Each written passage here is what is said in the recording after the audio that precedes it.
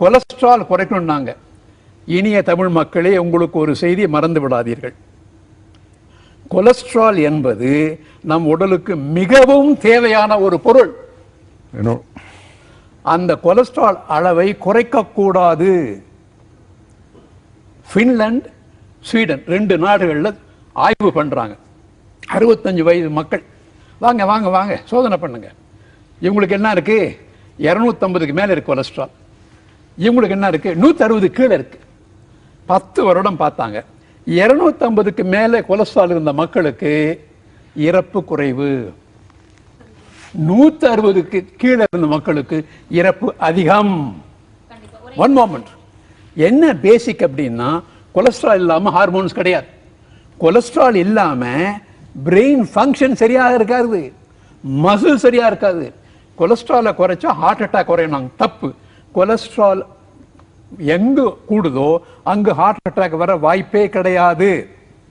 Heart attack ஏன் வருது? நவீன மிகவும் சிக்கலான பதட்டமான இந்த வாழ்வு, புகை, அதிக அளவான மன உளைச்சல், மீட்கவலை, இவைகள் எல்லாம் சேர்ந்து மனிதனை முழுமையாக இந்த தடைப்படுத்திக்கிட்டு இருக்கு. அப்போ இந்த தடை ஏற்படுது. அந்த தடை ஏற்பட்ட இடத்துல அந்த உள்ள இருக்கக்கூடிய உள்வரிகள், குழாயோட உள்வரிகள்லாம் சிதைந்துடும். அதை பூசுறதுக்காகத்தான் கொலஸ்ட்ரால் வருது. கொலஸ்ட்ரால் இருக்கு, இல்லைன்னு சொல்லுத. அந்த கொலஸ்ட்ராலும் லிப்பிட்ஸும் தேர் an attempt to heal the irregularity on the internal lining of the coronaries. அதனால் கொலஸ்ட்ராலை பற்றி நீங்கள் யாரும் கவலைப்படவே வேணாம். ஆன்சல் கீஸ்னு ஒரு பயோகெமிஸ்ட் 1953 அவர் என்ன பண்ணாரு? என்னையா கொரியாவில் நிறைய அமெரிக்கன் சோல்ஸ் இறந்துட்டு இருக்காங்களே, சோதனை பண்ணார். அதுக்கெல்லாம் காரணம் கொலஸ்ட்ரால் அவர் அடிச்சிட்டார்.